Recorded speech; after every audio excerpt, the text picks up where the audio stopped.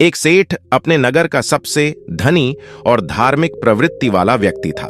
सेठ के पास अधिक धन संपत्ति थी, किसी चीज की कोई कमी नहीं थी। वो बहुत ही सुखपूर्ण अपना जीवन अपने परिवार के साथ जी रहा था। सेठ और उसकी पत्नी शुरू से ही असहाय लोगों की मदद करते थे। उन्हें एक समय का भोजन कराया करते थे, जिसके कारण उन्हें बहुत ही ज्यादा सुख की अनुभूति होती थी। वही वो दोनों साधु महात्माओं को बहुत मानते थे। उन पर उनका बड़ा विश्वास था। उनके नगर में जब भी कोई साधु महात्मा आते, वो उनसे मिलने, उनके उपदेशों को सुनने जरूर जाया करते थे और उन्हें स्वयं के घर ले आकर उनका आदर सत्कार भी किया करते थे।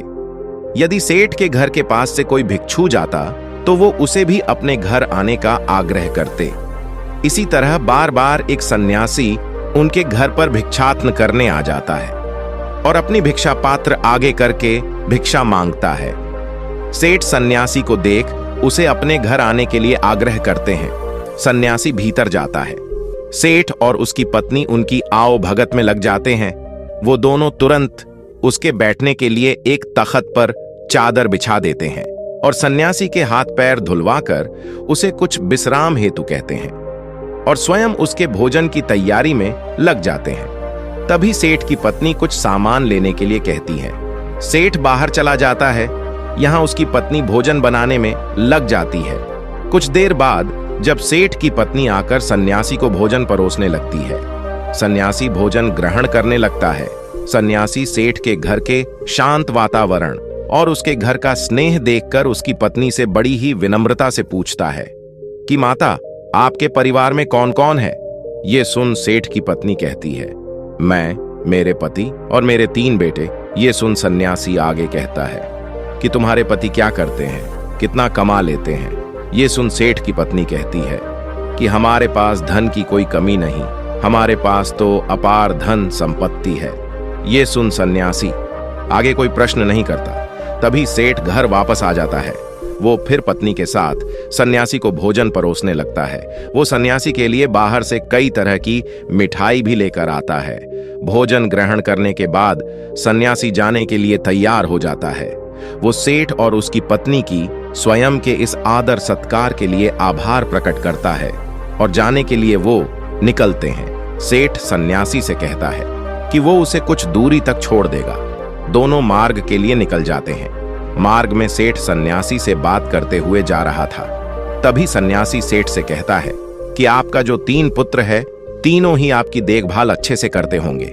ये सुन सेठ कहता है कि नहीं मुनिवर, मेरी केवल एक ही संतान है। ये सुन सन्यासी सोचने लग जाते हैं कि ये कह क्या रहा है। सेठ की पत्नी ने कुछ कहा था, सेठ कुछ और कह रहा है। फिर सन्यासी सेठ से कहता है कि आपके पास तो धन इतना है, आप इतने धनी हैं, सुख से होंगे। सन्यासी जानकर सेठ का उत्तर जानने के लिए ये बात करता है। तभी सेठ उत्तर देता है कि नहीं, मैं कोई धनी नहीं हूं, मैं तो केवल 20,000 रुपए का ही मालिक हूं। यह सुन सन्यासी को अब लगता है कि शायद सेठ या फिर उसकी पत्नी कोई एक तो उससे झूठ कह रहा है।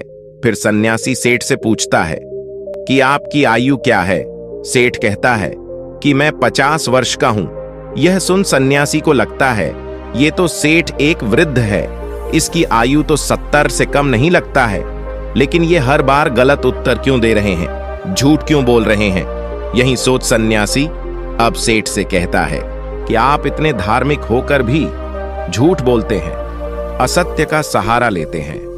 आपको देखकर ऐसा लगता तो नहीं? ये सुन सेठ हैरानी से कहता है कि क्षमा करें मुनिवर, लेकिन मैंने आपसे क्या झूठ बोला है? मैंने तो आपसे ऐसा कुछ भी नहीं कहा। ये सुन सन्यासी कहता है कि जो कुछ भी मैंने आपसे पूछा वही प्रश्न मैंने आपकी पत्नी से भी किए, लेकिन दोनों के उत्तर अलग है।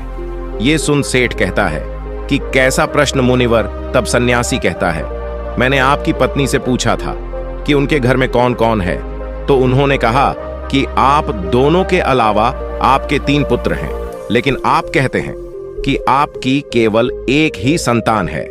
जब मैंने आपसे धन के बारे में पूछा कि कितना है, तो आपकी पत्नी ने बताया कि आपके पास बहुत धन है, आप इस नगर के सबसे धनी लोगों में से एक है और आप कहते हैं कि आप बस 20,000 रुपए के ही मालिक है।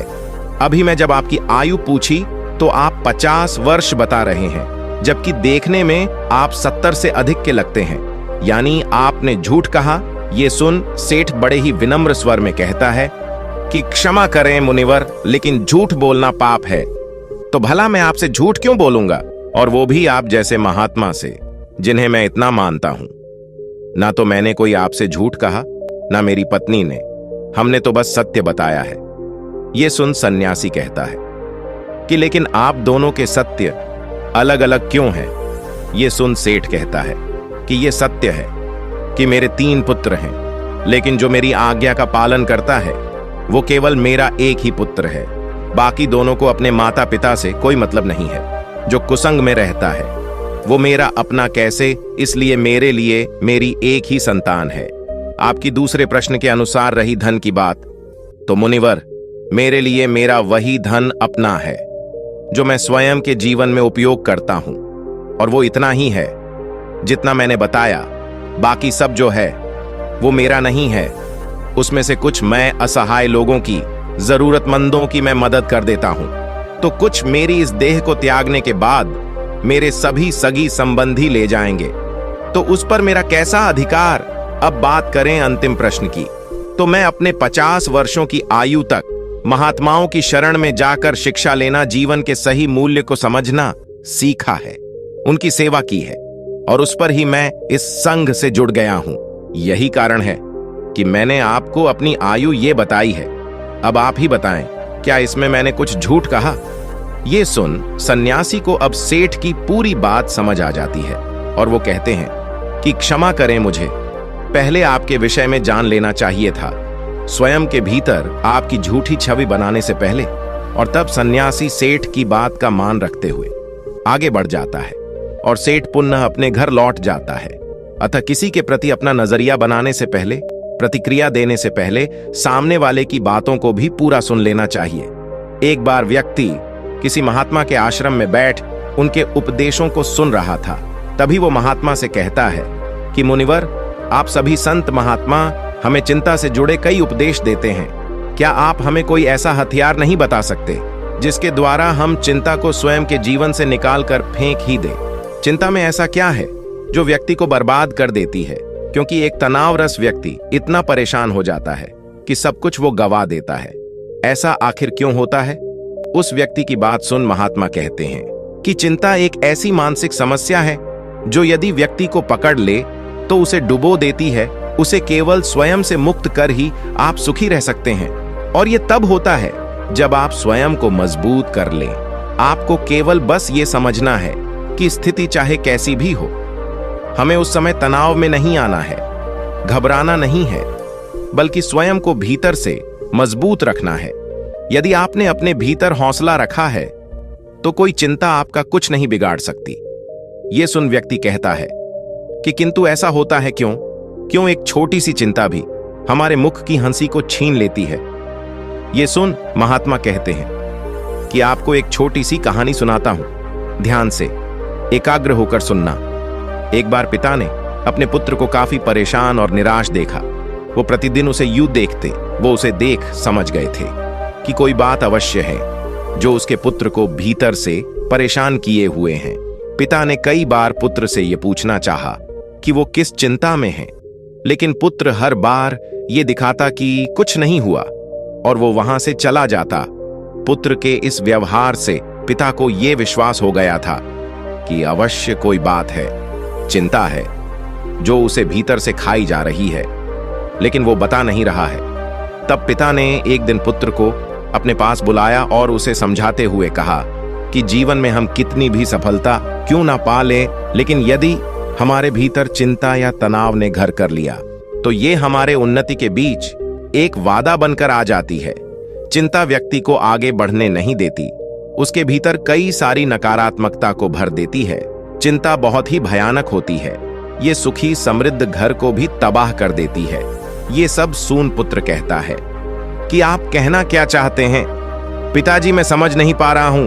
तब पिता पुत्र को लेकर एक जंगल की तरफ चले जाते हैं और वहां पहुंच पुत्र से कहते हैं कि ये पेड़ जो तुम देख रहे हो ये कई वर्ष पुराना है। ये मेरे पिता के पिता के पिता यानी कि 3 पीढ़ी से भी ज्यादा पुराना पेड़ है और आज भी बाहर से उतना ही मजबूत है जितना पहले था। चाहे कितनी भी आंधी, तूफान, वर्षा क्यों ना आ जाए, इस वृक्ष को हिला तक नहीं पाई है। यही नहीं, इस पर न जाने आज तक कितने पेड़ भी टूट कर गिर गए हैं। बिजली गिर गई है, लेकिन ये पेड़ फिर भी नहीं गिरा, वहीं पर खड़ा है पूरी मजबूती के साथ। ये सब सुन पुत्र पिता से कहता है कि लेकिन ये सब आप मुझसे क्यों कह रहे हैं? तब पिता आगे उससे कहते हैं कि यहां मेरे साथ पीछे की तरफ आओ, कुछ दिखाता हूं। ये सुन पुत्र पिता के साथ उस पेड़ के पीछे जाता है और कहता है कि ये पेड़ के पीछे दिमक देख रहे हो? पुत्र कहता है कि हां। पिता कहते हैं कि इसी दिमक ने भीतर से इसकी छालों को पूरी तरह कुतर दिया है और बाहर की तरफ पूरी तरह यह खराब हो गया है। यह सब सुन पुत्र अब की बार भड़क जाता है और कहता है, लेकिन आप कहना क्या चाहते हैं? मुझे ये सब क्यों बता रहे हैं? भला मैं इन पेड़ों के बारे में जानकर क्या करूंगा?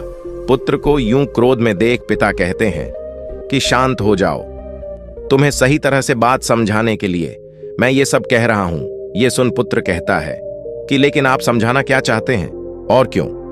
तब पिता कहता है कि जिस प्रकार ये पेड़ किसी भी आंधी, तूफान, बारिश या फिर बिजली के गिरने पर भी नहीं गिरा, लेकिन एक दिमक ने इसे कमजोर कर दिया और इतने वर्षों से खड़े इस पेड़ को आज गिरने के लिए मजबूर कर दिया, उसी प्रकार व्यक्ति के भीतर बैठी चिंता उसके पतन का, तबाही का कारण बन जाती है। आप चाहे कितनी भी मेहनत क्यों ना कर रहे हो, उन्नति क्यों ना कर रहे हो, लेकिन यदि आपके भीतर किसी बात की चिंता है और वो बाहर नहीं जा रहा, तो वो इस दीमक के समान आपको अंदर से कमजोर कर देगी और आपकी उन्नति वहीं रुक जाएगी। एक चिंता आपसे सब कुछ छीन लेगी। इसलिए स्वयं को कभी इतना तनाव में मत लाओ कि आप स्वयं के आगे ही कमजोर पड़ जाओ। पिता की ये सब बात सुन पुत्र कहता है, लेकिन ये सब जानकर कोई थोड़ी करता है, परिस्थिति ऐसी हो जाती है। तब पिता आगे कहते हैं कि परिस्थिति चाहे कैसी भी हो, चिंता करने से, तनाव में आने से क्या वो सही हो जाएगी? नहीं। चिंता करना, परेशान हो जाना किसी भी समस्या का हल बिल्कुल नहीं है। जब आपको कोई मार्ग ना दिखे तो कुछ समय के लिए शांत होकर एक जगह बैठ जाओ, खुद को समय दो और फिर सोचो कि किस तरह इस कठिन समय से निकला जा सकता है।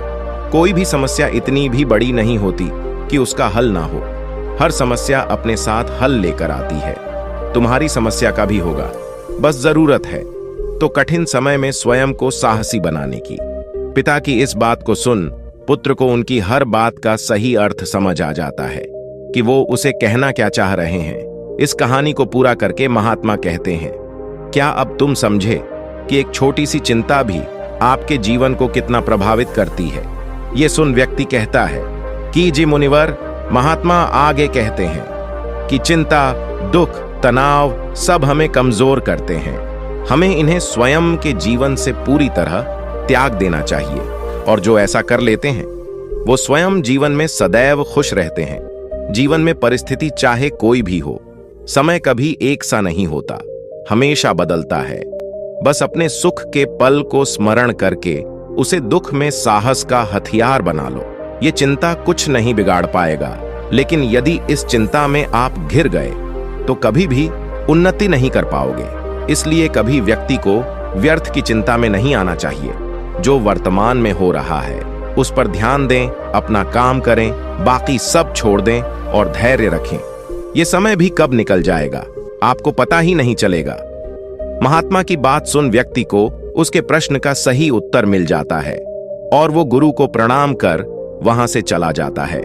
अतः चिंता व्यक्ति के जीवन की सभी खुशियां, सुख, समृद्धि छीन लेती है। इसलिए व्यर्थ में इन सब में नहीं पड़ना चाहिए। स्वयं को चिंता मुक्त रखें, तभी आप जीवन में खुश रह सकते हैं। आशा करते हैं ये बात आप समझे होंगे। तो दोस्तों, आज के वीडियो में बस इतना ही। उम्मीद है आपको यह वीडियो पसंद आई होगी। अगर पसंद आई होगी तो वीडियो को एक लाइक करना मत भूलिएगा। ओम बुम बुधाय नमः, ओम बुम बुधाय नमः, ओम बुम बुधाय नमः।